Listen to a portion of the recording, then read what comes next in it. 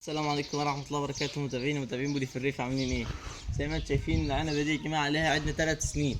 3 سنين دول يا جماعة منتظرين فيها ان هي تطرح، ما طرحتش خالص. زي ما انتم شايفين، بصوا هو عنق اهي. دي بداية ان هي تطلع عنق. العنق دي الازهار بتاعتها بتطلع في اوائل الصيف.